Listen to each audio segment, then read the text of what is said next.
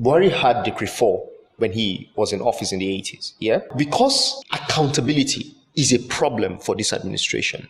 Anything that can ask them questions needs to be silenced. At almost every junction of the amendment, is prison time, prison time, prison time, prison time, prison time.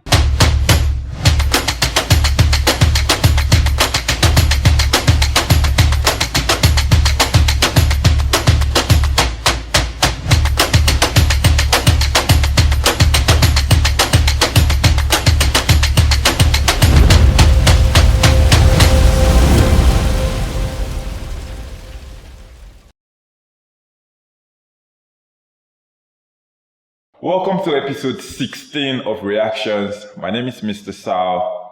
Joining me today, Mr. Houston. Mr. Houston. He's back today. Yeah, Back from exile. Where are you back from? They thought they could hold me down, but you know. Jackpot. You know. What is that song again? That Jackpot song. Jackpot. Mr. Oqua. Yes, sir. Anyway, Mr. Oqua, welcome. How you guys doing? How you guys doing today? What's going on? Very fine, thank you. How's your week? Hectic. More just asking how was your week? Yeah. Yes. Mr. Houston, how have you been? Where the hell have you been? I've been around, I've been up and about, you know. Like Satan. Can be the American accent. Like Satan, Society. you know. Okay. Yeah. No, not like Satan. Anyway, That's how we end up removing itself. But let's carry on.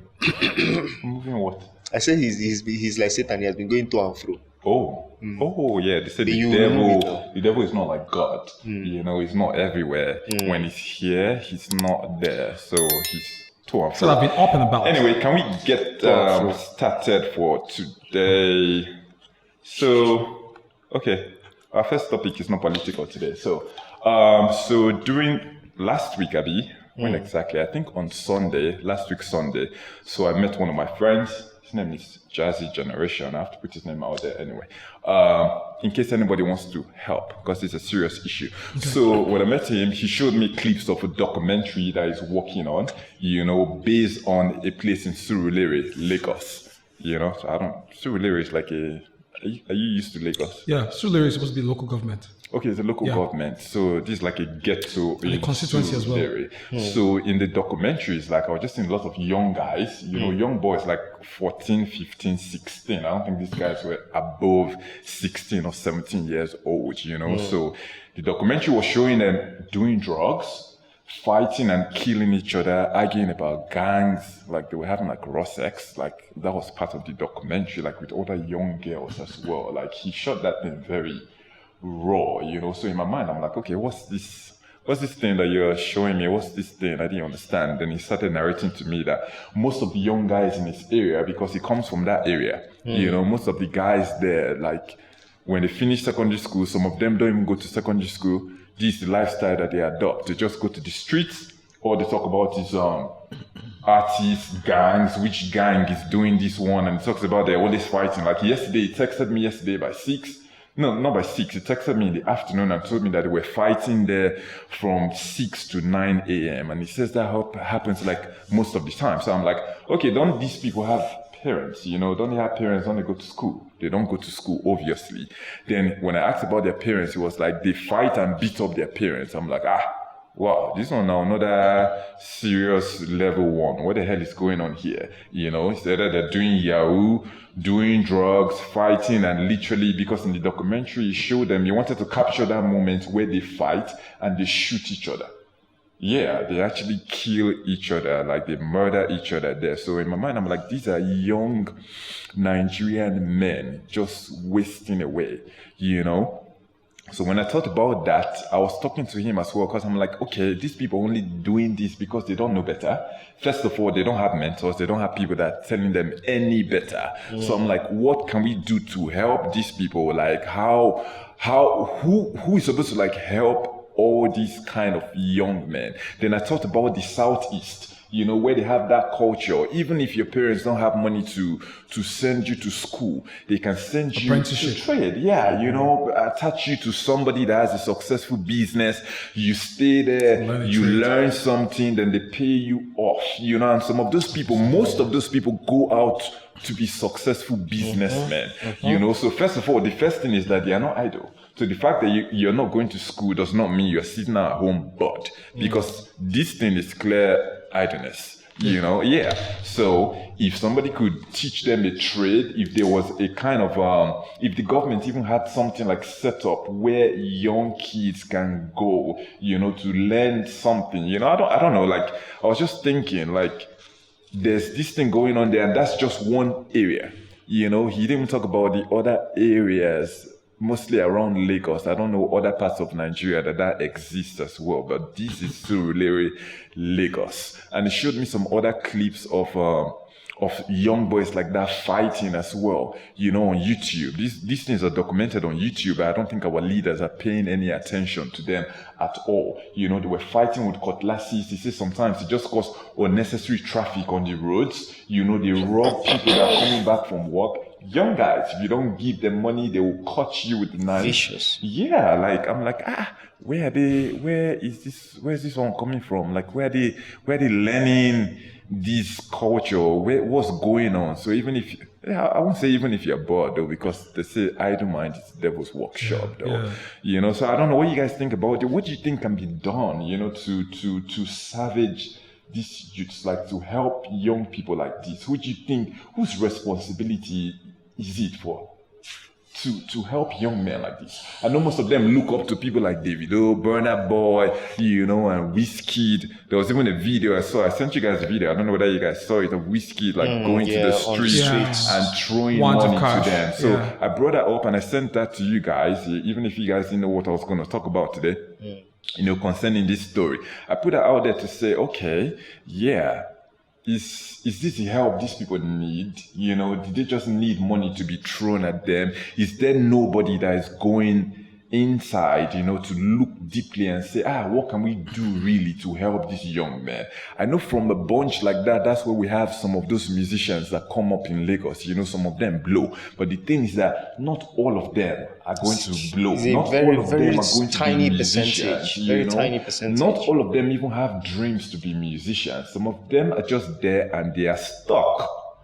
You know, so I told him I was going to talk about this, you know, because I don't know where help is going to come from. That's why I put him, Jassy Generation, because he takes some of them from the street. It's not that well to do. You know, he takes some of them, he's paying some of them school fees in Kwara State University. He does what he could do, you know, what he can do. He even told me that he has problem with his wife because of even this, you know, because she's like, why are you budging yourself about these kids, you know?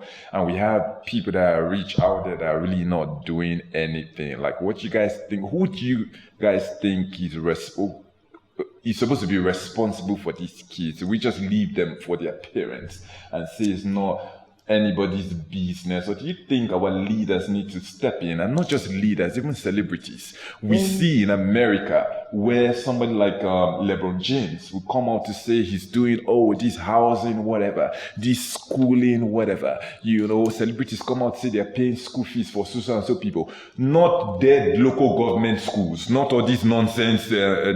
No. Good schools, you know, proper training, proper mentoring, proper education. Is that something you guys think we need to embrace here? Or is it nobody's business? Everybody has their own problem. Everybody sort out yourselves. When you started, you mentioned that this is not necessarily a political issue. I think it is. And the reason why is that, listen, there's a direct correlation between crime and economic situation of a group of people. Do you understand? There's a reason why they call the ghetto the ghetto. Almost everything goes. Do you understand? There's nobody looking after anybody. Everybody's in survival mode. I think to a large extent, this is a representation of the state we are in Nigeria. You understand? We've left families without means of survival. Yeah. So fathers are unable to earn money to go back home. Mothers are unable to even get enough money to procure items, products probably that they want to sell or one thing or the other. The fact that you cannot bring money to your home to feed your child makes your child go out to look for money to feed himself. The moment a young boy without any structure family structure. They say the family is a microcosm and of society. If you can tell what a society looks like from what one or two, what a group of families within that society look like, you understand? To a large extent, all of us in Nigeria are in survival mode. So I'm saying this, and it's going to touch on the different ways, the way I see it in my head. Your celebrities are in survival mode themselves. Forget what they package and put in front of you. It is all showbiz. To a large extent, it is all showbiz. So the actual worth of your celebrities remains unknown, despite the fact that they are in public, in public space. The actual worth of your politicians remains unknown, despite the fact that they're in the public space. You understand? Now, these people that will want to say, oh, okay, can you come in? Can you help? They themselves are in survival mode. You understand? Now, your government is looking out for what it will gain. Your leaders in office are looking for what they will gain, what they will put in their own pockets. Your celebrities are looking for what they can do to get more money. You understand? So even if it is to spray the money and let them be talked about during that period or whatever it is that they do, they're in survival mode. These kids themselves are in survival mode. Unfortunately for them, their minds or their development has not even been structured at all. So what we are dealing with now, we now have a nursery, so to speak, for future thugs. Do you understand? When the election cycle comes around by 2023, some of these boys who you said are 14, 16, they will be of age. Do you understand? They become the people who wield the weapons. They become the people who go in to break down protests. There was this lad, I can't remember the name of this pastor in Lagos, who there was this video of this little boy who was smoking a very big bong some years back, and now he has been rehabilitated. Tony, exactly. Now, what was done with that kid stands out as an example. It is very clear that if these kids have somebody who is interested in their well-being, they will actually listen. Do you understand? They will actually listen. A lot of these things. So you have kids now. You're not in school to be taught order. You're not in school to be taught structure. You're not being educated formally. What you're learning is from bigger miscreants in the streets. So you're selling drugs, you're raping, you're probably kidnapping, you're robbing, you're killing, you're maiming yourselves.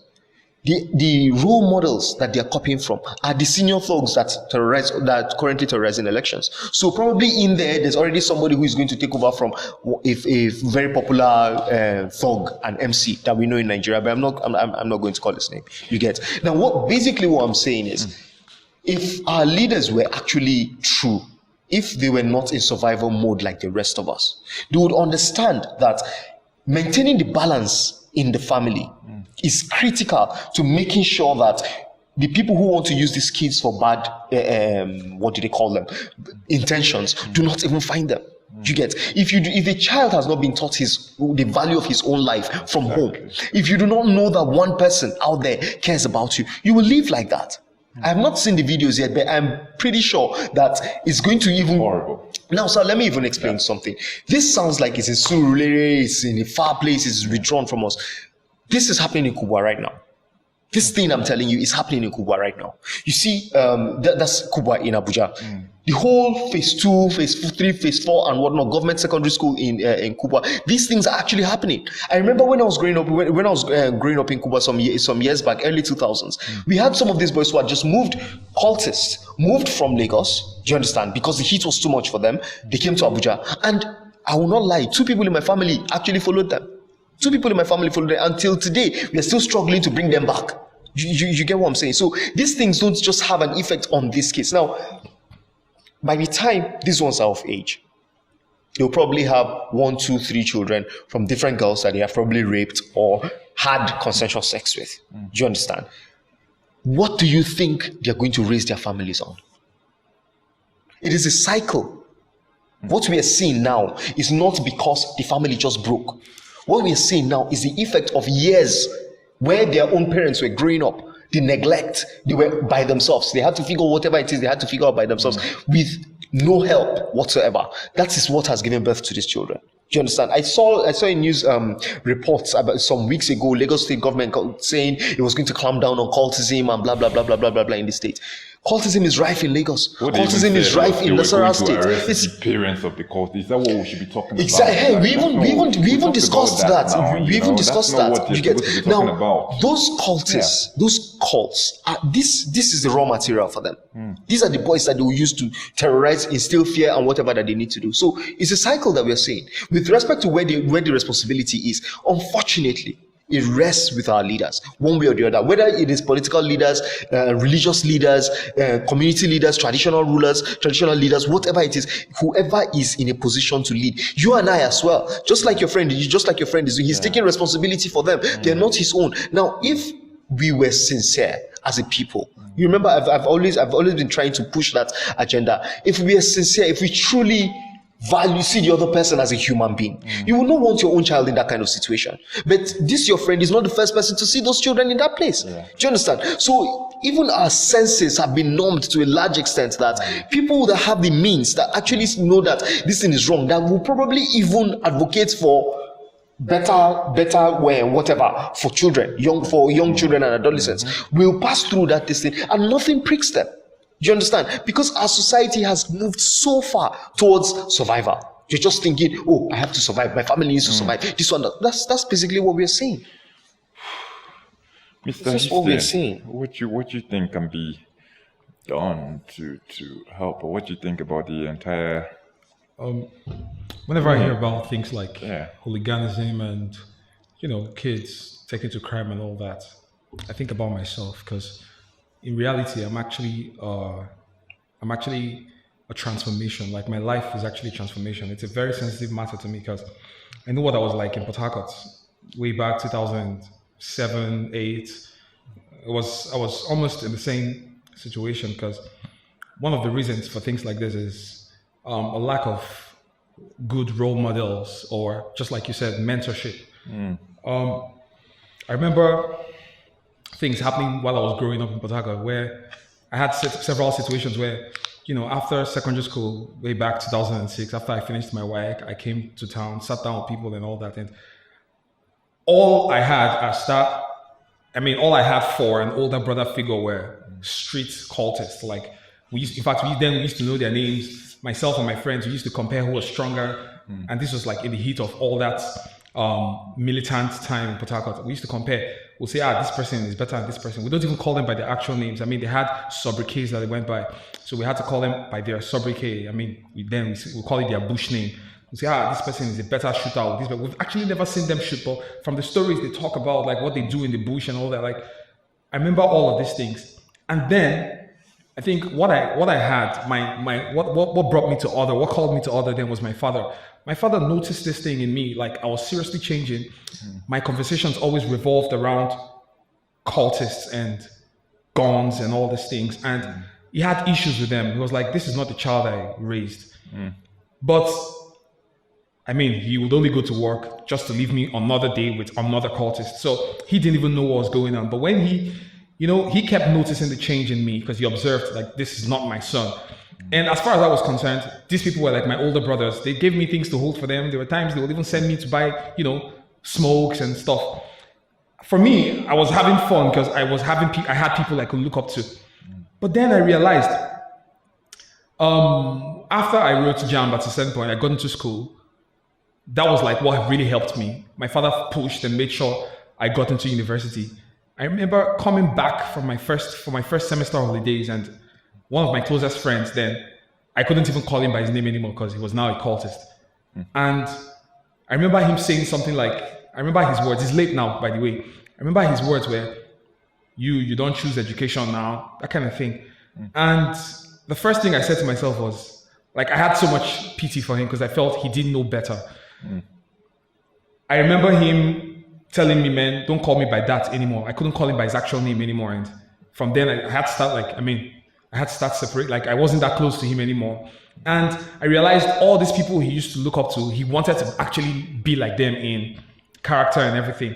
At that point, I knew we had already lost him. Now, that wasn't even the worst part. The worst part is, the last time I visited Port Harcourt, I heard he had passed on, he was killed. Yeah. And the worst part of everything is, he had just one younger brother who also looked up to him, and now his younger brother is the person I understand now terrorizes the area. So it's like a chain, it continues like that. it continues like that because they do not know better.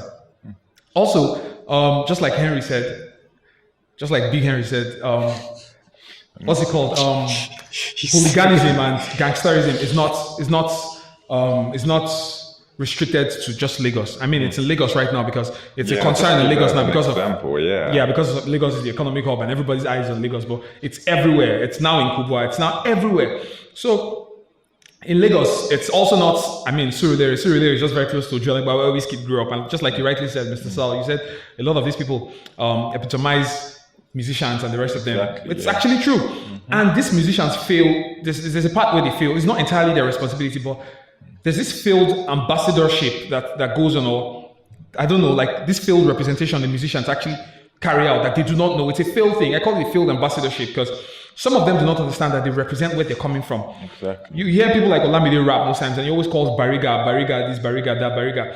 I was having this conversation, funny enough, I was having this conversation sometime last year with a friend of mine. I was like, have you noticed something? Olamide always references Bariga in his raps, but Olamide will never go back to live in Bariga. Patoranking will call his own place Abule. He will never want to go, he doesn't want to go back to Abule. I remember in 2014 or so, Terji was one person who actually lived in Ijushaga. After he blew, he was living there until one day Terji packed his things and ran away. He said he could not continue anymore. Because every day when he woke up, he found boys in front of his house looking to ask him for money and all that. He couldn't keep up with it. So you find musicians who have actually experienced penury grow out of it. And they don't sing because they want to remain there. They make money to run away from the ghetto. They rep the ghetto in their songs, but a lot of them don't even have that ghetto pass anymore. They can't come back to the ghetto. Now, where they fail is if they eventually get an opportunity to visit that ghetto again, what they should do is not what they do. They come there and throw wands of cash, just like we saw in that video where Wizkid was throwing that. When they should actually come back and set up community centers. I was listening to the Game's interview where the Game said every member of his family happened to be Crips. He was the only one who was a Blood. But recently, on Father's Day, a few days ago, I think that was last week Sunday, I saw a video of him, making a shout out to his son, his first son. He said he raised his son right.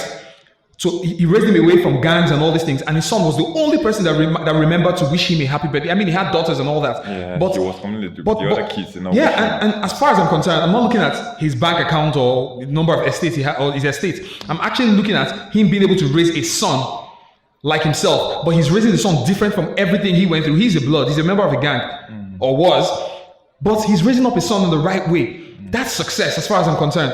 If you're able to bring up somebody, they say hustle so your children will not hustle. You don't hustle so your children will hustle as well. So that's success on his part. So what these people do, like McMill in Philadelphia, he went back and created community centers. He joined this very popular American black American lawyer, Ben Crump, on this move to get black people who were incarcerated out of jail. You're aware. So he's been doing this. This is what I expect our Nigerian artists to do. You don't go back to your old neighborhood and throw wands of cash. You're only encouraging this hooliganism because you're showing them like, look, there's something they always say. They say, if I can make it, you can make it. That's true. But do you also make them know they can make it the right way, like you made it through the right way? Because you're telling somebody if I can make it, you can make it. Of course, they know they can make it, but you don't tell them how, and you don't make them realize they can actually make it through a decent means. You tell them you can make it. Somebody feels if he goes and pops some other person, takes his money, he has made it as well. So that's still making it as far as he's concerned. So I think creating community centers, it's not their sole responsibility. This is not to say musicians, it's their sole responsibility, but they need to understand that they have this relationship, this unwritten relationship with these people. It's there whether they like it or not. These people look at them, these people epitomize them. So they're musicians. Right now we see the following, this celebrity following we have in Nigeria. It's like never before. It's crazy now where a musician can actually tweet and say, my fans or my stans go to this community and wage war. And they will do that. So if you can get people to do that, I believe you can also get people to, turn a better leaf. So I think this is where the musicians come in. I'm calling musicians, I'm not calling politicians, because of course, if you call politicians to do this, politicians will just continue the same doling out of money process and it's politics. When they need them to shoot, they're still going to get them. But musicians now know better. They've gone to good countries. They live in good, better homes now. They've left the ghetto. They can also help other people leave the ghetto. So it's terrible because you're talking about Surulere. Recently I heard I heard some names of the gangs. There are gangs in Mushin, Bariga, Ojuelegba, Oshodi, like all these places. Like, it's crazy right now. I remember some years back when we had the 100 men in Ajigule. Lagos now is crazy. If you go on the news, you find out that robbing people in traffic is now the order of the day. And I mean, what's Lagos without traffic? So people are bound to be robbed every day. So it's crazy. Anyway, I would just say like community centers, like we talked about, community centers. I feel like you said, it's not the responsibility of the artists to do it, but those that can. Instead of just going back to throw money at these people, they have so much influence, like you said rightly. So even going back there to talk to them to stay away from crimes to go a long way. Telling them to try to go to school or picking one or two that you can send to school, just passing a positive message, you know. Why they do whatever they do on Instagram, fine and good, just to go there because, like you said, these people look more to these artists more than any other person. So whatever they do counts. You know, whatever word comes out from your mouth to them will go a long way. It will change their psyche. Yeah. You know? So I just feel like our artists, like our celebrities, those big ones that they follow, you know, in as much as we like the hype and the other, if you really love these people, you will not be happy that they're getting killed. Exactly. You will not be happy that they're in gangs or they are doing drugs and whatnot. You want to see them do well. You know, so I just feel we should try as human beings in general. Anyway, let's move on to... All right, so the president of the Nigerian Union of Journalists, Christopher Isiguzo, whatever. Sounds like Gusau. Huh? Nothing, no, this is... You're not serious. I'm trying to hit his southeast nerve. Oh, Christopher Isiguzo. Is this Igbo? Isiguzo, that's the headstand. Ah, that's Igbo though. Yeah, that's Igbo. Yeah, but it still sounds Niger, Delta-ish. Yeah. So on Monday, vowed to resist any attempt by the President Muhammad Buhari federal government in collaboration with the National Assembly to control the media. As we know, there has been so much talk about them trying to gag the media. So he reiterated the position of the stakeholders in the media industry towards the National Press Council Amendment Bill, currently before the National Assembly, as well as the move to amend the National Broadcasting Commission Act. He spoke while featuring on channels, television, Sunrise Daily. So this is part of what he said. So he said in Ghana, the person heading the press council is a journalist. So when you allow us to regulate ourselves, it is a lot easier. If you look at the proposed amendment bill, you will see that they want to criminalize a journalist. So it goes on to say, for instance, if a journalist breaches the ethical code, you want him to go to prison. We said no. There are ways that we can sanction the persons as practitioners. We can suspend the person, and we can also get the NUJ to strike out the membership of such an individual instead of sending the journalist to jail.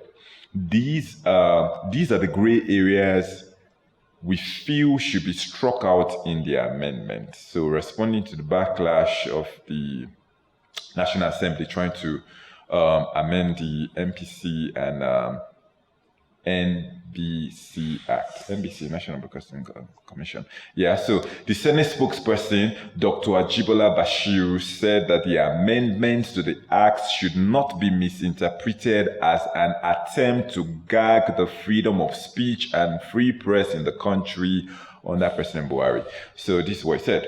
So he said, there is the need to ensure that some regulations are put in place to prevent reckless and irresponsible use of such rights as had been exhibited by a few media establishments and individuals in recent times in the country.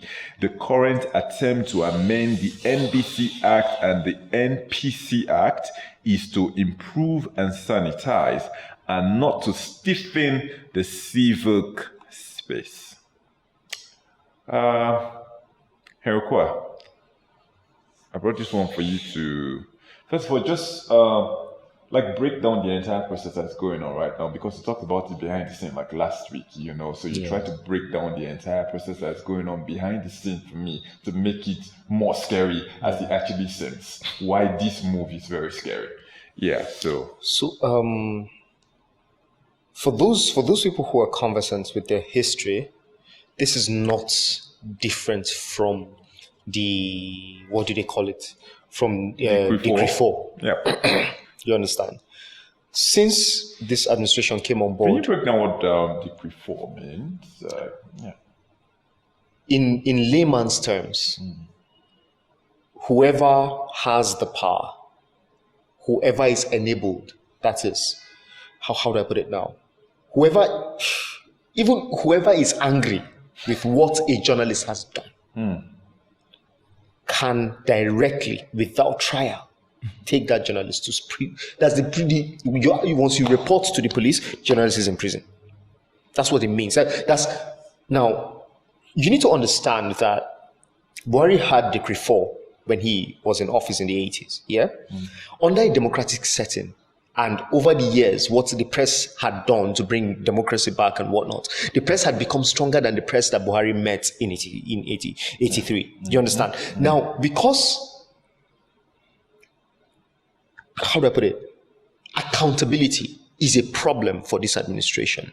Anything that can ask them questions needs to be silenced, or needs to have permission from them to ask them the questions that they have pre-approved. That's basically what it means. You understand?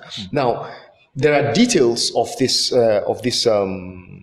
amendment to both the NPC and the NBC Acts that, they're being discussed online. You understand? But where I think we should zero our focus is the style in which they've gone about it. Let me take you back a bit. We had 2 attempts to hate speech bill. That was the first one. Social media bill. And then we had Twitter ban. I've been saying this to everybody who cares to listen, that stopping a percentage of us from being able to comment on national issues online is working to their own benefit. Because whether we can use VPN or not, some of us are not even contributing to the conversations anymore, especially on Twitter. What this means is that Twitter has always been the primary source, the primary platform for raising alarm about this kind of breaches. You understand? Now, even to rally the people together we saw June 12th, for a reasonable protest is not possible. Now, the system of gagging the press is starting with these things that are not necessarily captured in our laws. You understand? Twitter is not recognized by the Nigerian Constitution. Social media is not recognized. Online media is not recognized by our Constitution. You understand? It starts from those places. Now, what they're trying to do, in essence, is you have professional bodies. The NMA regulates the professionals under its members. You understand? The what do they call it? The Nigerian Union of Journalists is supposed to regulate its own what do they call it? Members. You understand? Just like the NUJ does, the Union of the Judicial Council NGC. Sorry. Now, all of these bodies have they already have powers to regulate themselves. If I do wrong, the what do they call it? The council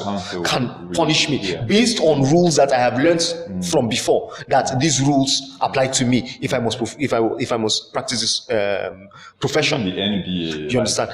Exactly. Now, what the government is asking to do is that when it comes to journalists alone, we are the ones who are going to tell them what is right and what is wrong. That's basically what this amendment is about. You understand? Now, we have a what do they call the Nigerian? Sorry, I'm just trying to get the name back. The NPC. No, the NPC. The NPC. That's exactly. The press council. Yeah. National Press Council. Now, for a long time, those of us who have even practiced journalism, for a long time, all we've heard is NUJ. Yes, this is like the first time I'm hearing NPC. This is resurrecting it for a purpose, because the provision for punishing and waiting is in that NPC Act. You understand? Now, the government is not just saying let's resurrect the act and give it to the body that is supposed to ensure that its members fall in line. It is saying we are resurrecting the act and we are not even giving it to you. We are the ones that are going to administer it. Do you understand? Yeah. Now you hear you need to follow the nuance of it. At almost every junction of the amendment, is prison time, prison time, prison time, prison time, prison time. You're telling people now that you're trying to regulate the media, you're trying to remove hate speech and waiting. But the only thing, or the only way you know how to go about it, is to imprison journalists. Yeah. Do you understand? We have descended beyond Afghanistan, as far as I'm concerned, when it comes to freedom of speech. Like Egypt, that has Al Jazeera, what do they call it, journalists in prison. Egypt has not started. If this actually goes through, we are done. Do you understand? And let's even take it. Let me expand a little bit more on this process that is going on.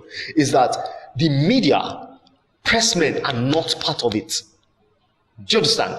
The Union of Journalists is not part of it. You get what I'm saying? So basically, they have removed the fourth realm of the estate. By removing, by being the ones to administer this, they decide what news becomes. They decide what newspapers should publish. They decide who should work at newspapers. They should even go ahead and decide who should be a journalist. Yeah. They should go to school. They should go to communication schools. Tell them, okay, from now henceforth, we have to like your name for you to be a journalist. Because that's the only, that's but for you to go to this extent, it tells you what the main motive is. The motivation. For what? So the motivation is, I don't want you to speak up. If I'm trampling your neck, I don't want you to speak up. Where have we seen this before? Dictatorships. It is only in a dictatorship that, listen, the idea, the concept of press freedom did not start today. Do you understand? It started before the printing press, sir. It started before the printing press. Do you understand what I'm saying? Now, if people, back then, when I could kill you for anything that I wanted to do, for any reason that I felt I could justify, back then, when the laws were not even known or even strong, there was something called freedom of speech. We are in the 21st century. We are in the farthest that time as human beings has ever taken us. Do you understand? At our most evolved state, it is now that Nigeria believes, no, shut people down. People should not talk. But do you think there's any way that this amendment will not fly? That's where it was. So where we are now, is there anything that can stop this amendments from going through? That's the one that I don't know. You were trying to tell me last week that it's not passing through the normal first reading and second reading. It's not passing through that? That's the reason. Listen, when they were asked, where did you put, because normally there's supposed to be a public hearing, the people who are concerned about a particular bill are invited, come and talk about this thing.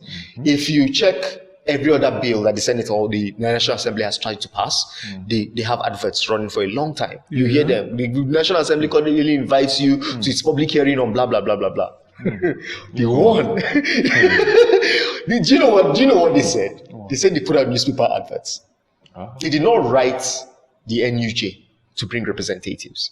They did not write the Association of Newspaper Proprietors to bring representatives. They did not write anybody. They put it in the newspapers and said, okay, we've put newspaper adverts. If you do not come, that's your business. Sneaking in broad daylight. You're hiding because what I don't even understand. Listen, Garba Shehu's message. Well, I think was it today? It was today that he released that statement saying that no, he said that the presidency is not responsible for what is happening. That it is a government issue. Who is the government? Lai Mohammed is the government. But let me explain. You know, last week, I think it was last week, I was trying to explain that this looked like Lai Mohammed going out to get the job done. No, you people we've not been able to.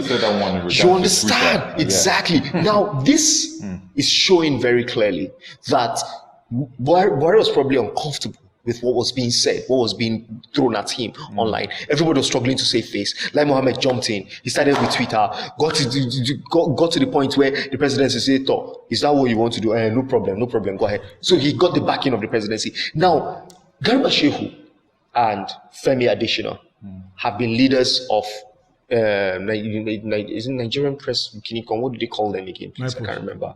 No. He said Naples. sorry. Please, I wish you'd be able to. I don't know. I wish you'd be able to. Guild of Editors. Okay. Both of them, renowned, respected journalists. Who Femi Additional and Garba Shehu. The funny thing is that these same editors were the ones at Lai Mohammed's beck and call in 2013, 2014, 2015 when they won the elections. These were Lai Mohammed's people. It was these editors that Lai Mohammed used to get the position that he got as Minister of Information. It is these same editors. Do you understand? Now, with Garba Shehu there, with Femi Adesina there, with Lai Mohammed there, they have come for the bread of the editors. I think it was Alexander Pope who said, they came for the Kinikon, it was not me. I did not move. Now they have come for me, who is going to save me? Who is going to save the press?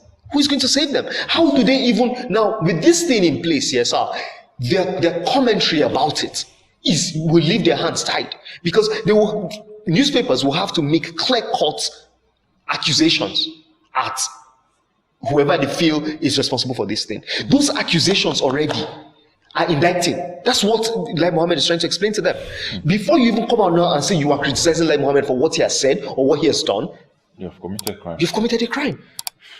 So Sheikh Ahmad Gumi on Monday, our honorable Sheikh, warned the federal government against the continuous attacks on the armed bandits, kidnapping students, especially in the northwest region of the country, if the schools must be secured, adding that the bandits too are victims. So he said this during an interview with The Punch on the efforts being made to rescue the kidnapped pupils of Tegina Islamic School in Niger State. So this is part of what he said. He said a lot. I didn't care about the rest. So he said to secure schools, why not engage the bandits? Engage them. They are not many. You can count them with your fingers. 100,000. All right. How can you guard schools? He said it's not possible. In the whole Northwest, there may not be more than 100,000 bandits. And that is just a drop in the ocean. That is talking about those with weapons, because not all of them have weapons. 90% of those who have weapons use them to protect themselves against cattle rustlers. They are victims too. Aerial bombardments will only worsen the situation, because when you start killing their children, you remember they also have our children. Are the bandits victims? That's what I want to figure out. What are they victims of? I'd like to say, yes. Firstly, for me, I want to thank Gumi for making me understand that there are two. Calm down now. I want to thank Gumi for making me understand right now that we don't have.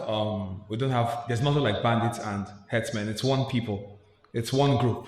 It's either you refer to them as headsmen or you refer to them as bandits. Over time, they made me, just the way they multiplied the number of states in the north and made the north look bigger than the south. They made it look like the north actually have much more, different groups of insurgency. But it's actually, basically Boko Haram and headsmen, because the headsmen are the bandits. They claim, we've had governors who have... Oh yeah, because it's a cattle rustlers. Exactly. Yeah. Exactly. So that's one thing I want to thank him for, because, it made Nigerians started to... it eluded a lot of us between talking about we're fighting headsmen, we're fighting bandits. I've heard people, even journalists, say headsmen in this place, bandits. It's one people. Okay, now we know what our problem is. And I'm trying to ask, all these things Gumi is actually saying, did Obadiah Malafia, did he say half these things before he was picked up by the DSS? He didn't say half these things.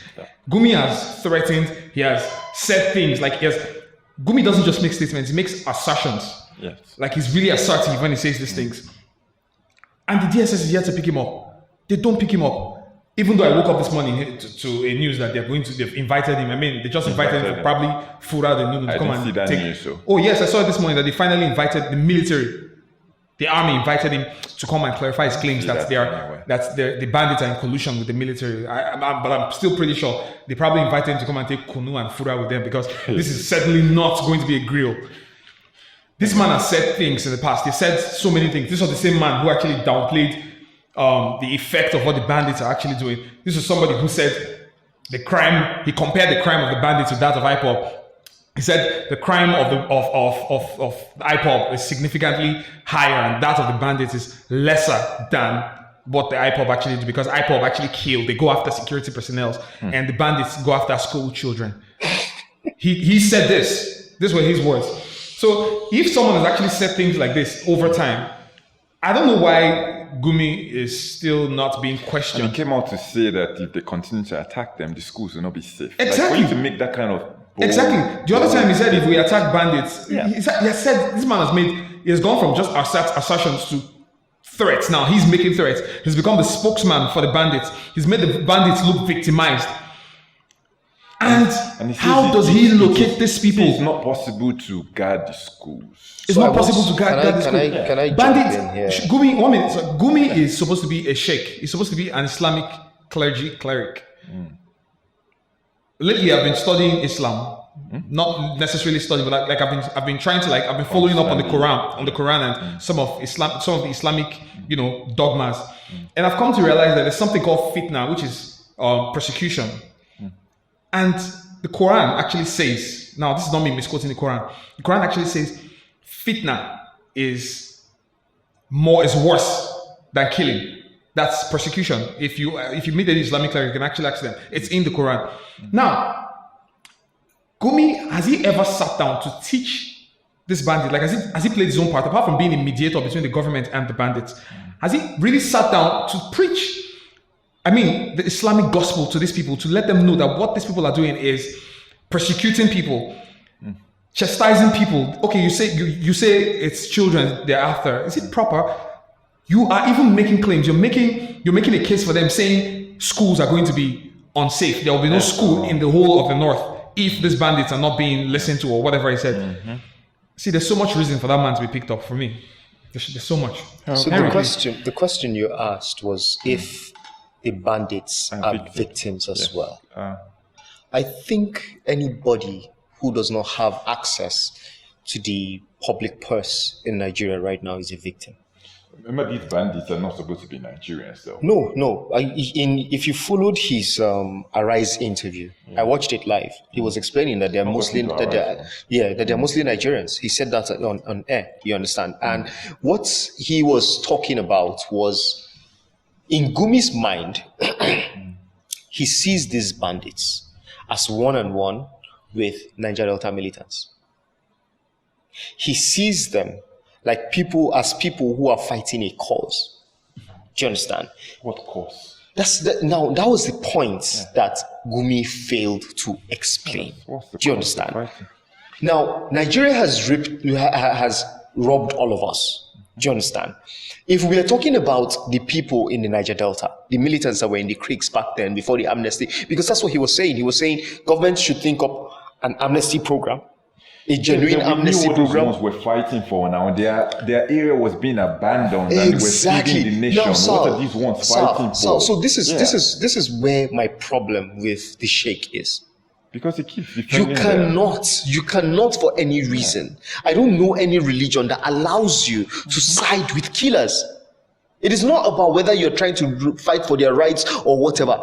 Who killed first? That's the question. You're abducting children from schools. You're abducting market women from this thing. You're burning down villages. You're killing defenseless people. Yeah. You're killing defenseless people. So how does a sheikh stand in the gap to mediate for these people? And it doesn't make sense to me.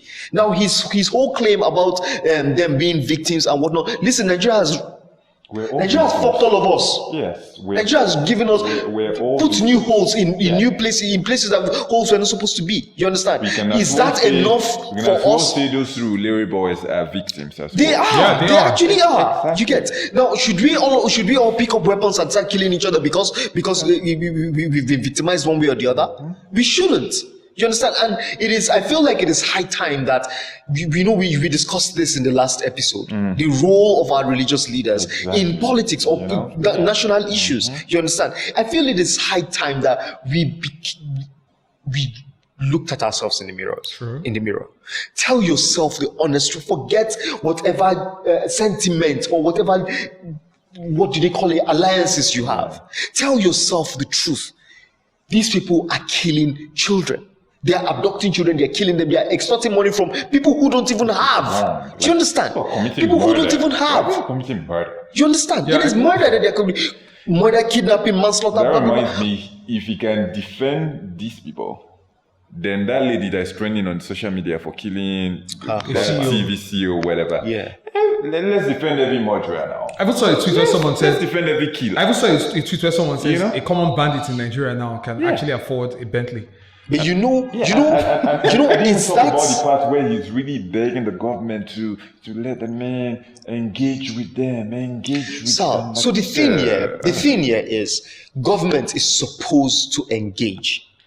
Are they Dialogue. engaging with IPOP? Hold on. Government is supposed to deploy dialogue and brute force, all in the same this thing. Do you understand? Until you seize your own attacks, we are not going to seize our attacks. And how Do you does he even know understand? the numbers? Government is. I feel like there's a lot more that Sheikh Gumi is not telling us. Yes. There's a lot more. Don't know. All these ones he has told us are the ones the media has even asked. It's the government questioning him. There's less than 100,000 in this place, and that's a drop in an ocean. Like, how does he know this thing? This guy's been talking for a long while. Nobody's asking him questions, so I can't even blame him that there's a lot more he has not said. I think he has told us even a lot voluntarily. How many of us remember the height of militancy in the South? 2009. We had, for those of us who did not know the roles that JP Clark played in the past, we learned about him and some new, leaders in the South, because of that militancy. Do you understand? Now, whether this is Gumi's plan to have more influence, be in the news on a daily basis, speak on behalf of these bandits, I don't know. I really don't know. But whatever it is that he's doing, he has sworn an oath to his maker to live right, to stand up for truth and justice. I don't think Gumi is standing up for truth and justice right now. I don't think so. Because if you attack me and I attack you back, it's 1-1. Do you understand? One way or the other, you can say in the old laws of an eye for an eye, we are balanced. Yeah. But you attack me and I go and pick up a child. It's not your child. Do you understand? That person is not. And they don't care about the children. The government doesn't even care about Gumi does not even speak for the children. He sympathizes so much with these people. Anyway, let me just continue with his interview on Arise TV. So on Wednesday, he spoke in an interview with Arise TV, accusing the security agencies of working closely with the killer bandits. So this is part of what he said, because he said a lot. He always has a lot to say. So he said these bandits, if you do not know, are cooperating with a lot of bad elements in our security system. This is a business. So many people are involved. You will be surprised. They were caught in Zamfara. They were caught everywhere. How do these big weapons cross our borders? How can these big weapons cross our borders and get into the forest without the cooperation of some bad elements in of the security operatives assisting them? It is not possible. That's what it's saying. So it goes on to say, if I give you the same quantity of guns, can you take them to the UK? You cannot, because the security is alert. Part of fighting this banditry is to overhaul our security system. So the army later released a long statement. Now you're saying that they have invited him, but this is the same tactic that unintelligent people use. An example is the governor of a certain state in the southeast that says he knows the people who have been attacking. Put the people out. You have not brought up, you have not given us one name yet. Police have not arrested one person. That all the young boys that they've been arresting, those ones, I don't even think that they have houses. There's no way they can finance the operation and do it by themselves. I understand what they're saying. All of this, all of this is being sensational. Do you understand? For Gumi to come out and say the army, blah, blah, blah, blah, blah, anybody can make that kind of accusation. Anybody. Where is his evidence? Do you understand? No, but I'm not. when you look at their operations, though, with the number of guns they have, No, sir. with the protection Sir. they seem to have. No, sir, what you're failing to understand is that Nigeria is porous on all sides. Yeah. Nigeria is porous on all sides. We do not have proper borders. There was a picture that was on Facebook now. Look at Maradi, look at Katsina. Do you understand? They have log of woods. Exactly. In that place now, which soldier is there that is protecting that place? If you dismantle a weapon and pass it one piece after the other through people that are passing through that place, has it not entered? Why are we talking as if we don't know the environment where we are living in? We're saying that these are false accusations. They're not possible, or maybe possible, but we're not sure that they're really possible. So my question is, why did the army not take serious action after Sheikh Gumi said all these things and accused them? Because this is a very serious accusation, and he didn't mince words at all, because in 2017, just the common news I wrote against the former IGP, Ibrahim Idris, they tracked my phone, arrested my writer, arrested the website designer of my website, picked me up and threw me wherever they threw me and dragged me to court. Like, they didn't waste time at all. And that was just a story that we wrote against the IG. Right now, this is a national security issue. And they're accusing the Nigerian army. In fact, they said security agencies. I feel like even the police, everybody should be running and taking action. And all they could do is to release that long. I intentionally did not include anything from that statement. You just released a long statement saying the Nigerian army is this and that. The Nigerian army did not do this, da. You have not taken any action. And all I'm hearing from Houston is that they invited him. After how many days? You invited him today. I'm not impressed. You just invited him. You didn't arrest him. Come on, man. I think it is clear that Gumi cannot be touched. Why? For obvious reasons. For obvious reasons. It doesn't come from the south. Beyond coming from the south, we know where Zazaki is, yeah? We know that we've not heard or seen him in public since 2015. December 2015. So, Zazaki and his own work, or the reason why he's in wherever he is right now, is because his group had a procession. And in that procession, the convoy of the chief of army staff was passing by, and then there was a confrontation. And then before we knew what was happening, 350 plus bodies were littered. Do you understand? True. Mass graves and whatnot. But exactly happens to be a minority in the north as well. It's not just about being a minority. He belongs to a different sect. That happens to be a minority amongst the sects. There's a minority in the Nigerian space. You get what I'm saying? So it's obvious that there's all that undertone. And this is where the truth about any leader comes up. Where you have to manufacture reasons why somebody is untouchable. I'm not saying give Metal the same treatment that Zazaki has received to Gumi. Of course not. I'm not saying you should do that. You understand? Zazaki's treatment is uncalled for. It is illegal. It is wrong on so many accounts. You understand? I don't want any other person in Nigeria to go through that same thing. You understand? However, if we had it's the reason why I don't believe anything that comes out from this government. Do you understand? Yeah. If they say they're going to do whatever interventions here and there and whatnot, it's not true. I believe that it is not true because at the end of the day, these kind of things exist. Where these kind of things exist, insincerity is rife. There's no integrity, there's no accountability, there's no transparency. Yeah. That's what's happening. You understand? So whatever the army decides to do, the army will always be our army. Soldier come, soldier go, barrack remains the same. Yeah. When they finish serving, when their Lord and Master is done, if that happens, we pray to God that the elections come. Let all of them pack themselves and go away. Yeah. I don't mind where the next leader of Nigeria comes from, but this group of leaders are too tainted to be in modern day Nigeria. Whether we like it or not, wherever Sheikh Gumi said to Arise TV tainted the army, because there are still some people that would not hear whatever action they've taken, because I'm not even aware, that I'm a media guy, or did not even care about the statement that they released. And that's the thing about news sometimes, Shalom and the God always says that who cares about the truth when the lie is more interesting? Exactly. Yeah, nobody cares about the truth anymore. So that's a taint on their image, and I feel they didn't take enough action, or they haven't taken enough action to really, really clear that. Yeah. Anyway, it is left for them. By 2022, next year, Zaki will have been in prison for 7 years. 7? Yes. No, 2015 to 2015. That's 7. Oh yeah, that's 7 actually. Wow. See how time flies.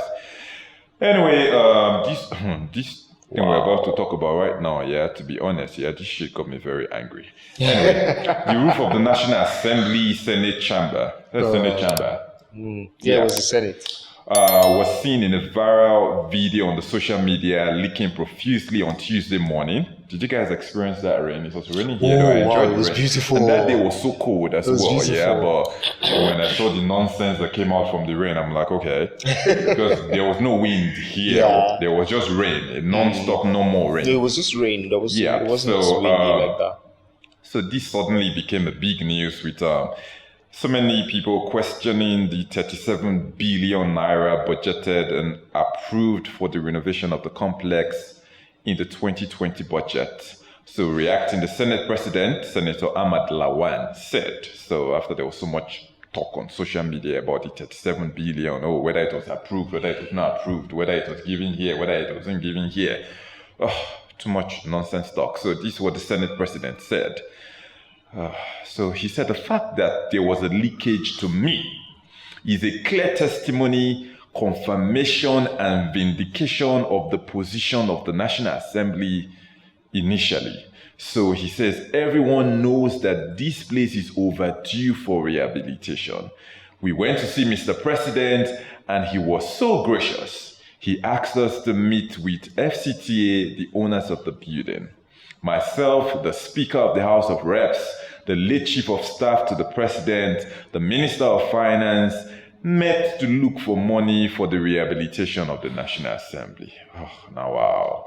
When the 37 billion was approved, people said this money was not approved. No, it was approved. President It was said approved. when the 37 billion was was approved, it was not a National Assembly budget, it was an FCDA budget. If this place leaks, we are not holding our democracy with the respect it has. We expect the press to inform the people responsibly. Then it goes and say, this house is the house of Nigerians. This statement, I don't know, this reminded me of you, Houston, because you always say, all the members of the National Assembly are representing us. They are Nigeria. So when I heard this part, it was like, I'm like, okay, Houston. Yeah, so he said, this house is the house of Nigerians. It belongs to Nigerians and it deserves to be rehabilitated. Anyway, why is the roof? First of all, if the roof is leaking in the National Assembly or leaking anywhere, even in the presidency or in the ministry or wherever, how is that a national issue? This thing irked me. Like, why are we seeing a video of the water leaking? I don't think it's supposed to be a national issue. I don't care. Yeah, but I don't think it's supposed to be a national issue. If the roof is leaking, call contractor to go and change wherever is leaking in that part. Why did this become a national issue? This is a big disgrace to Nigeria, in my opinion. Why is this a national? Upon all the issues we have in Nigeria, now people are coming. Senate President is coming out to address leaking roof. I'm not impressed. I think we've gotten our priorities really misplaced. And he thinks that video leaking on the social media is a vindication to him. Exactly. I think he has lost his mind. Firstly, I would like to say, just like I've always said, I don't have confidence in this Senate. I leaking. I wonder if it's just me or this Senate, they buttress their need for money more than any other sector in this country. Like the National Assembly, I mean, this is a building that houses the highest paid lawmakers in the world. And please, can you repeat that statement? I said this is a building that houses the highest paid lawmakers in the world, and you have them making a statement about a leaking roof. When I saw that thing, I had mixed feelings. I was wondering if one of the senators, because I wouldn't be in doubt if one of them actually climbed to the rooftop and took out the sheet just to buttress how much or justify the need for money for renovating that place. And I've also noticed, if you go down history lane, you realize that renovation of that place has always been an issue. It's always been one of the easiest means to steal money through or by the Senate. Allegedly. We had the Patricia Ete stuff. The other time it was power outage. So it's not, no doubt that the whole thing was a setup because it was like they already had a prepared speech for this thing before. How did the video just which journalist just sat there right now? Like started recording rainfall, leaking stuff. Just looked stupid. Because I wouldn't be in doubt if somebody had just pulled his about that and climbed up to the top. With their mop and buckets and packing water. Then all the issues in Nigeria stopped. Everything stopped. Plenary was delayed. Exactly. Plenary was delayed. Because of that water that was leaking. It's only leaking in the red chamber though. So why was plenary delayed, Henry Oqua? It was in the lobby. They'll tell you that it was in the lobby of the roofs cannot leak in their houses. These are comedians. Who are these people, man? So I feel like I say this. Come on, man. And I've said this so many times, but I feel like it is not hitting where it is supposed to hit. Think about when you think of yourself, you have an idea of what your personality is, what your beliefs are, what you stand for, and whatnot. The group of leaders that we have right now in Nigeria are the smallest minded people that you can ever get. No, I'm not saying this to insult them. Yeah, I'm saying it matter of factly. Me, I'm saying it to even insult them. Come on. We have people.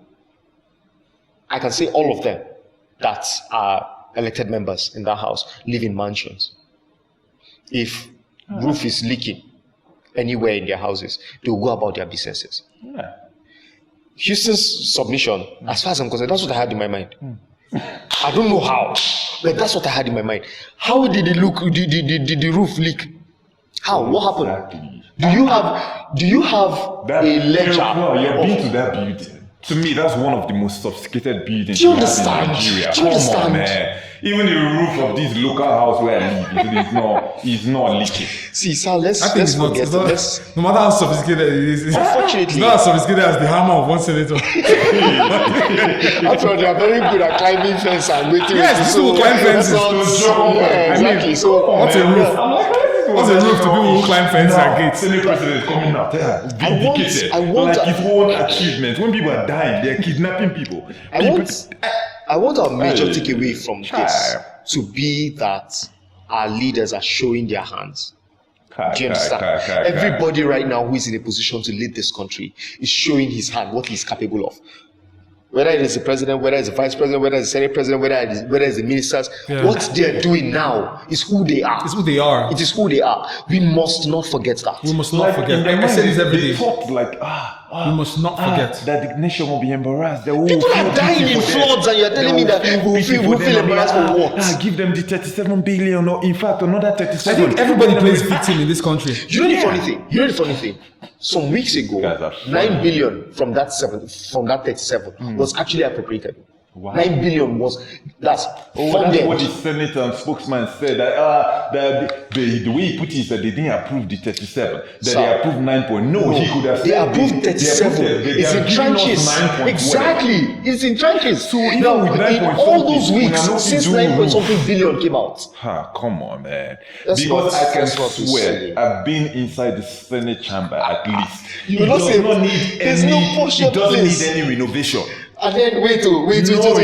Sorry, there's something we left out. Yes, sir. He says he closes by saying this house is the house of Nigerians. It belongs to Nigerians and it deserves to be rehabilitated. Which Nigerians does it belong to? Guy, try enter the National Assembly. Yeah? Try it from the first blockage. Try it to the second blockage. Okay, now for outside, then they will keep you now. Because money is involved. There you go stop. Money is involved. It's the house of Nigerians. I could have read this with that tone. This house is the house of Nigerians. It belongs to all Nigerians. It deserves to be rehabilitated. I think this still brings us back to the cost of governance that we're talking about. Exactly. Baba told us that if you come out there, whatever, 1%, it doesn't change anything. We hear. Lord God have mercy. Hey, and Houston, you're trying to figure out why I chose to talk about these things and not talk about other things. Like, our leaders are crazy. Yeah, I'm sure Lawal wanted his attention. You're giving him right now.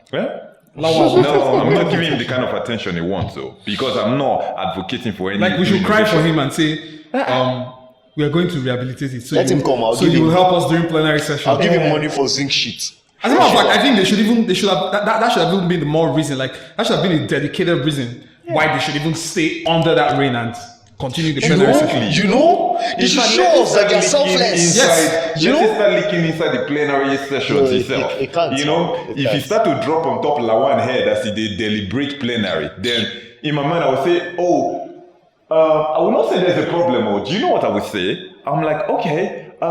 Can you guys set up this building? Can you guys be meeting virtually? When Please help us. Exactly. When the deputy senate president stole the maze the other time, when he took it and they found it under a bridge, they didn't make a statement. Allegedly. Okay, they say he didn't do it. Okay, but when he went missing, they didn't give us a statement. That thing belonged to Nigeria. Belonged to every Nigerian. When we spoke on it, they said we should not speak on it. They said we shouldn't speak on it. Yeah. But think about it, yeah. Come on, Is it man. possible? Is it possible that let's assume that there's actually need for renovation? Just do Is the it- roof. No, hold on, no, Which sir, are the hold renovation? on. Does this mean that with the steady increase in our budget, the last budget that Jonathan ran was 4.something trillion. Today we are in 13 trillion. But does it mean that over the years, nothing has been done to renovate the National Assembly? Yeah. Is that what they're trying to explain to us? Are they trying to explain to us that the next thing that we should expect is not rain entering from this, but infestation, rats and cockroaches and waiting? Is that what they're trying to explain to us? The other time, they said the presidential villa the rent had to be paid. Oh, is it rent or when rats entered? No, there was a time recently. That's This was very recently. I don't know if you guys remember when they Rent had to said be they had paid. to pay rent, and people wondered like the presidential building doesn't belong to Nigeria. you mean They said they that? pay rent for it. Google it. It was in the news. It was actually a big problem. No, that would make sense, but if we were, so you see, it makes sense for the federal government to pay rent for where the villa is. That rent is going to the FCDA, which is the federal. If Abuja was a state, it would be going to the state government. You understand? That would make sense. Okay. You get, but because of the breakdown in trust and the lack of integrity from our leaders, you can't come out and be talking about money anyhow. Exactly. Especially when the people are dying of poverty. But that's true. Why do the National Assembly always talk about money? I tell you. Is it that business? I don't see that. I mean, we always point America. No, it's I don't see them business. talk about money like No, that. you don't understand. It's business. It's business. If that, People were saying like when I know fee come out money contribute do fix. did you not hear me? I said I would donate zinc sheets. They should come. I'll give them zinc. I even have somebody. Daniel. I think we Daniel have is very. dishonest leaders. They're We shouldn't very forget. dishonest. We shouldn't to be forget honest. this. We shouldn't forget this. If they were honest, they could have told the media people at that point, don't video this, let nobody see this or whatever. Hide that.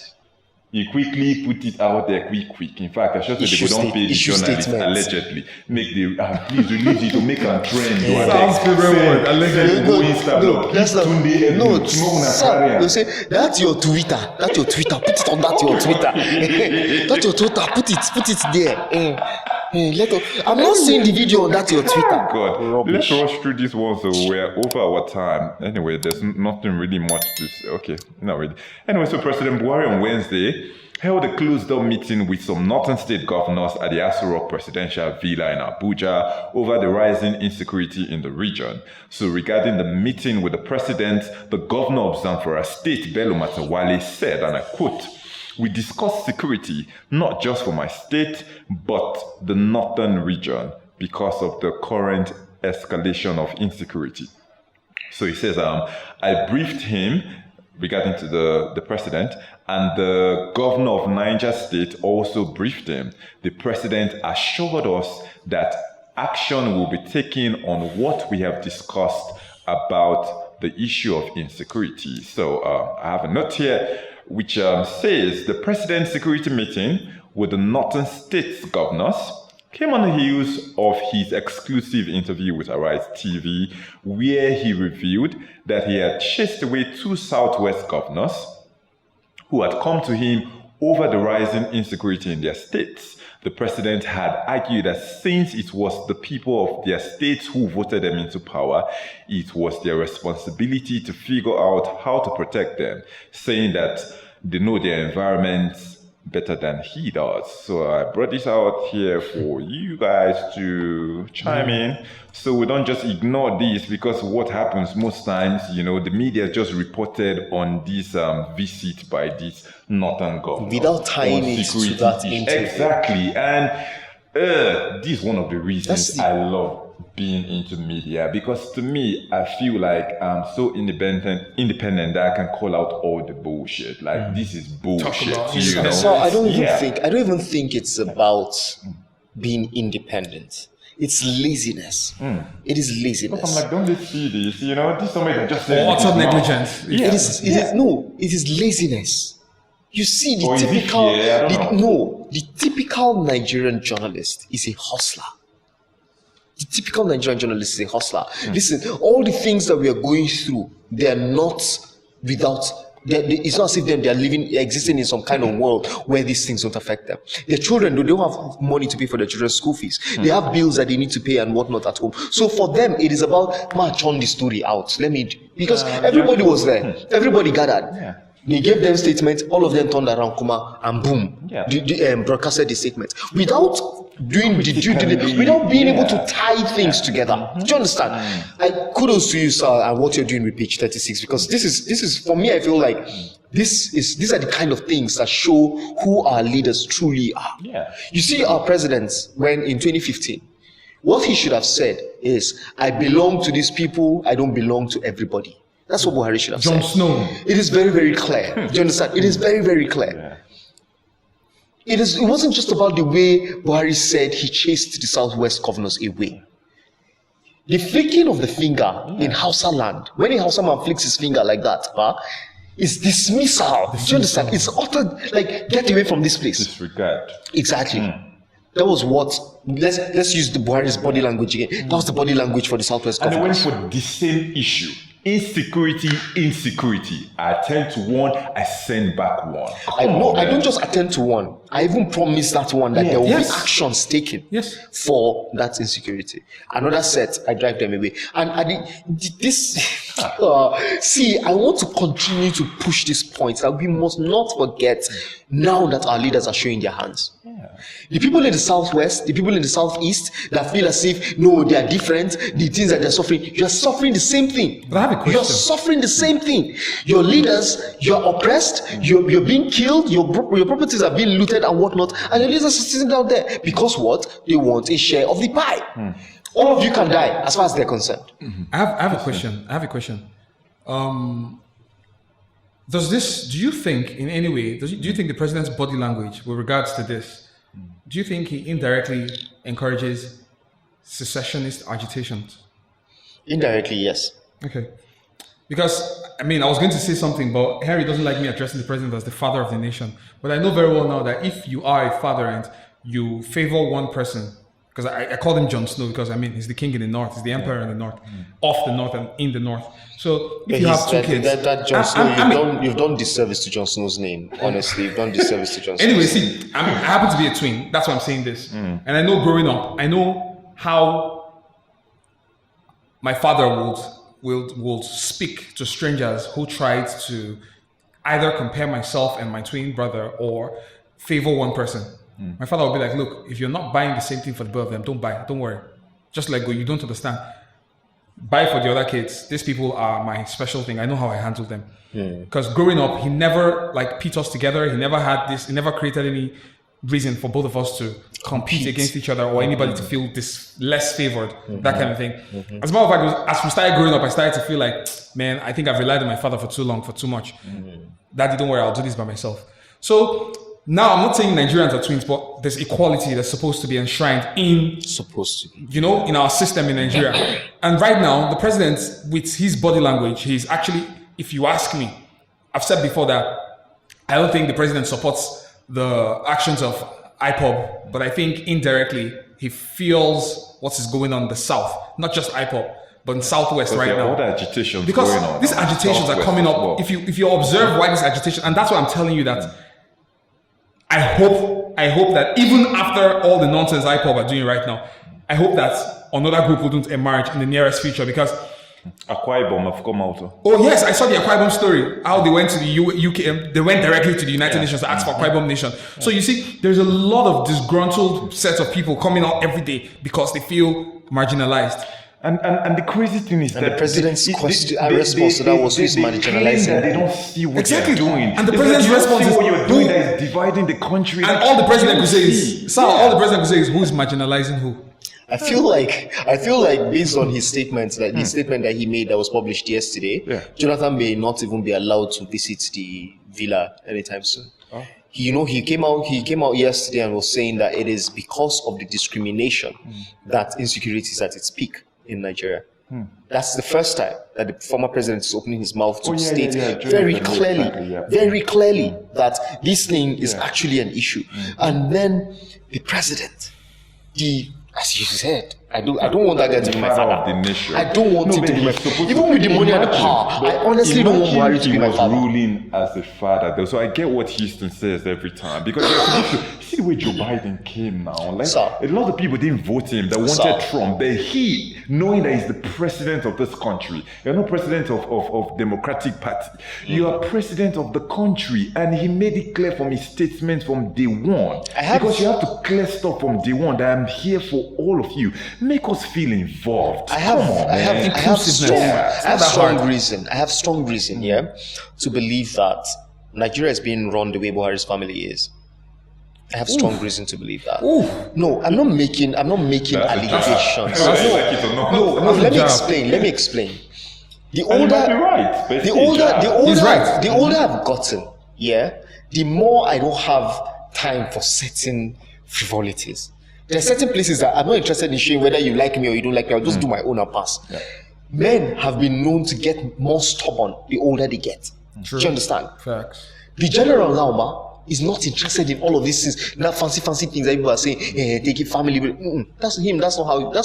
Did he grow up in his own home? He didn't grow up in his own home.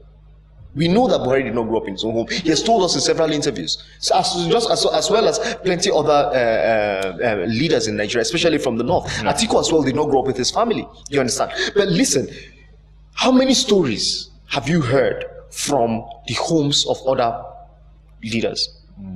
This whole story of Aisha Buhari and who is the head of her family and waiting. It's all there in the news. It's all there in the news. You understand? And through all of this, you saw his body language to the news that was coming out from his own family.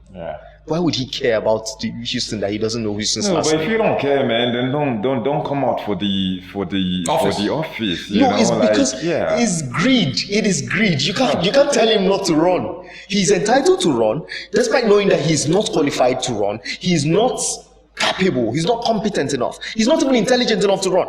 But that greed will still make him put himself forward. And as he said, he has 12 million votes, so I cannot shout. Between yesterday and today, so there was the announcement by the federal government. That's federal government that gave the 3-bedroom houses to the 1994. Actually, it wasn't federal. It was I didn't hear it. No. Lagos State government did that. I didn't hear Lagos that. State government gave to Choma Ajunwa, for the house that they promised her in 25 years ago. Do you know that just hearing her name is giving me goosebumps? I'm telling you. Yeah, she's the president's ASP, Assistant Inspector General. Then yesterday, now 27 years, 1994. 25, actually. No, 20.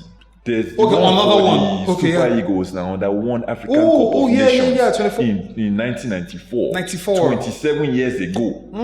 Now they say federal government don't give them 3-bedroom.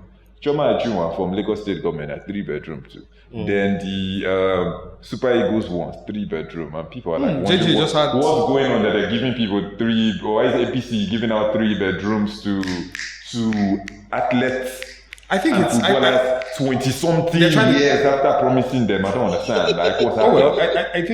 I don't think it's a bad thing. I think it's a horrible thing. I don't think it's a horrible thing. No, wait, Houston. Why? Come on, man. How do you encourage sports people? I was looking at football, for example, and I'm like, if some of the footballers did not make it into those international clubs, some of them could have failed. Because if a government promises you something, they should give you immediately. They don't give you. They're bringing 25 years later. 27 years later. Sal, that's wrong. I completely That's support horrible. you. I completely support you with that. But I understand But I'm giving them a house now. Okay, exactly. those They that still have to get it though. Exactly. It wasn't this government. It wasn't this. Mind you, 27 years ago, it was actually military administration that actually promised them that. There It wasn't. there was somebody who worked in that military administration who has just come back into office. So many of them. Babagana Actually. Kingibe. So many. There's King Gibe. There's this man. What's his name? The chief of staff too. For me, I just The chief of staff was also there. Yeah. So I just feel like people wake up and look for how they can score the president some form of goodwill. They don't think through the process. They are probably not sharing their ideas with other people, and then they just go to town. That's for me. That's why. That's And I was looking how I'm at getting the it. trauma. I'm sorry, I want to crying. understand. Yeah, she was Can I crying. say something? Was this from the FEC meeting? Was this something that was agreed at the Federal Executive I don't Council? know where the federal government own came out from. Because Yeah, where is the I government going to expect find the houses to give? Yeah, like at 20. Where is the government going to They find have- the they- houses?